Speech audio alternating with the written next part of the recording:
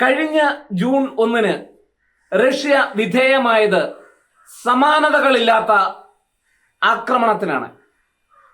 അവരുടെ വൈരിയായിട്ടുള്ള യുക്രൈൻ 117 ഡ്രോണുകൾ ഉപയോഗിച്ച് കടന്നൽ കൂട്ടം ഇളകും പോലെ റഷ്യയുടെ പ്രധാനപ്പെട്ട 5 വ്യോമത്താവളങ്ങളിൽ ആക്രമണം നടത്തി.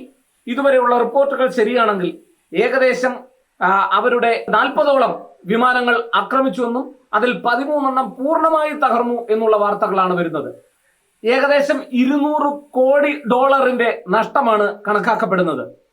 റഷ്യയുടെ വിവിധ കേന്ദ്രങ്ങളിലായി ഞാൻ നേരത്തെ സൂചിപ്പിച്ചതുപോലെ 5 പ്രധാനപ്പെട്ട വ്യോമതാവളങ്ങളിലാണ് അവർ ആക്രമണം നടത്തിയത്.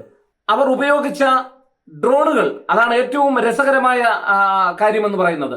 ഏതാണ്ട് 1.5 മാസത്തെ വിദഗ്ധ പ്ലാനിങ്ങിന് ശേഷം സെലൻസ്കി തന്റെ അനുയായികളെ ഉപയോഗിച്ച് റഷ്യയുടെ 5000 കിലോമീറ്റർ ഉള്ളിലേക്ക് കടന്നു കയറി. അതാണ് ലോകത്തെ ഞെട്ടിച്ചത്. കാരണം റഷ്യയുടെ സകല ചാരക്കണ്ണുകളെയും മൂടിക്കൊണ്ട് റഷ്യയുടെ ഉള്ളിലേക്ക് കടന്നു കയറി ഡ്രോണുകൾ അവർ അകത്തേക്ക് കയറ്റി അവർ ട്രക്കുകൾ സ്ഥാപിച്ച് വിമാനത്താവളത്തിന്റെ അടുത്ത് ട്രക്കുകൾ കൊണ്ടുപോയി പാർക്ക് ചെയ്ത് വിദൂര നിയന്ത്രിത റിമോട്ടുകൾ ഉപയോഗിച്ച് ഇവിടെ സ്ഫോടനം നടത്തുകയായിരുന്നു എന്നുള്ളതാണ്.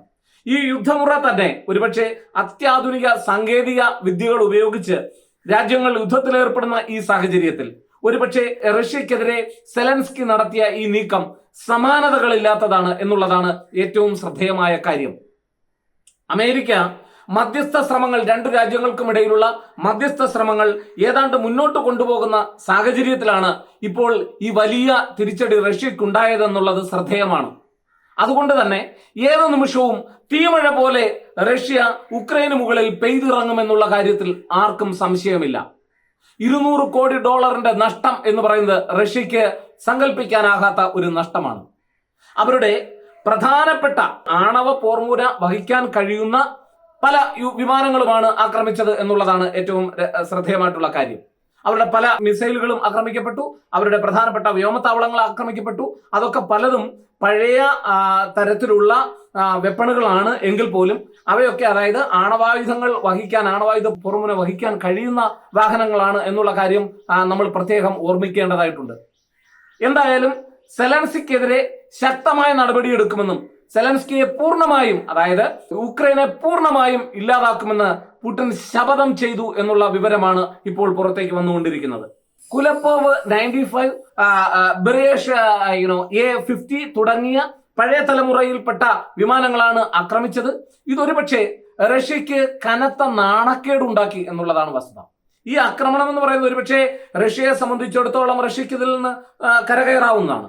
പക്ഷേ സെലൻസ്കി ഇപ്പോൾ നടത്തിയ ആക്രമണം റഷ്യക്കെതിരെയുള്ള ഒരു സിംബോളിക് അറ്റാക്ക് എന്ന് വേണമെങ്കിൽ നമുക്ക് പറയാം. അതായത് റഷ്യയെ പ്രതീകാത്മകമായി ആക്രമിച്ചിരിക്കുന്നു എന്നുള്ള, പ്രതീകാത്മകമാണ് ഈ തോൽവി റഷ്യയെ സംബന്ധിച്ചിടത്തോളം. ഒരുപക്ഷെ പുടിന്റെ കീഴിലുള്ള റഷ്യ എന്ന് പറയുന്നത് ഒരു പഴയ ഗ്രേറ്റർ റഷ്യയുടെ, അതായത് പഴയ സോവിയറ്റ് യൂണിയന്റെ പ്രതാപകാലത്തെ സകല സുരക്ഷാ സംവിധാനങ്ങളുമുള്ള അത്രയേറെ ശക്തി ആർജിച്ചു വരുന്ന ഒരു പുതിയ റഷ്യയാണ് എന്നുള്ള ഒരു ചർച്ച ലോകമെമ്പാടും നടക്കുന്ന സമയത്താണ് ഈ തിരിച്ചടി ഏറ്റത് എന്നുള്ളതാണ് ഏറ്റവും ശ്രദ്ധേയമായിട്ടുള്ള കാര്യം.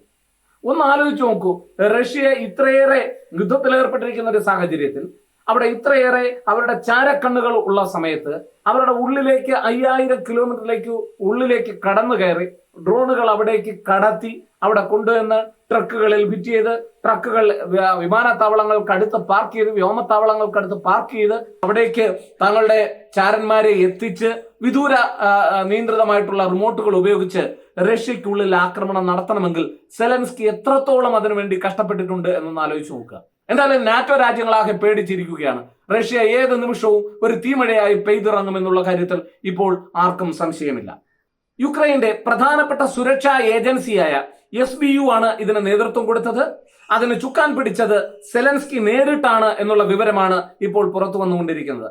എന്തായാലും കഴിഞ്ഞ ദിവസങ്ങളിൽ ഉണ്ടായ ഈ ആക്രമണം ഒരുപക്ഷെ റഷ്യ യുക്രൈന്റെ പ്രധാനപ്പെട്ട ഊർജ്ജ കേന്ദ്രങ്ങളിലൊക്കെ ആക്രമണം നടത്തി. അടുത്ത സമയത്ത് ഓരോ ദിവസവും ചർച്ചകൾ നടക്കുന്ന സമയത്തും യുക്രൈനെതിരെയുള്ള ആക്രമണം കടുപ്പിച്ചിരുന്നു. അവിടേക്ക് ഭക്ഷ്യസാധനങ്ങൾ എത്തിക്കുന്നത് വരെ പലപ്പോഴും റഷ്യ അനുവദിച്ചിരുന്നില്ല എന്നതാണ് ശ്രദ്ധേയമായ കാര്യം. റഷ്യ പലവിധ സമ്മർദ്ദങ്ങൾ ചെലുത്തി ഐക്യരാഷ്ട്ര സംഘടനയുടെ പോലും പല ഏജൻസികളെ പല ഭാഗത്തു നിന്ന് പിൻവലിപ്പിക്കുവാൻ ശ്രമിച്ച കാര്യങ്ങളും ഒക്കെ നേരത്തെ ചരിത്രത്തിൽ ഉണ്ടായിട്ടുള്ളത് നമുക്കറിയാവുന്ന കാര്യമാണ്. എന്തായാലും ഇപ്പോൾ റഷ്യയ്ക്ക് ഏറ്റ ഈ തിരിച്ചടി എന്ന് പറയുന്നത് ഞാൻ നേരത്തെ പറഞ്ഞതുപോലെ ഒരു പ്രതീകാത്മകമായിട്ടുള്ള തിരിച്ചടി എന്ന് വേണം കരുതുവാൻ.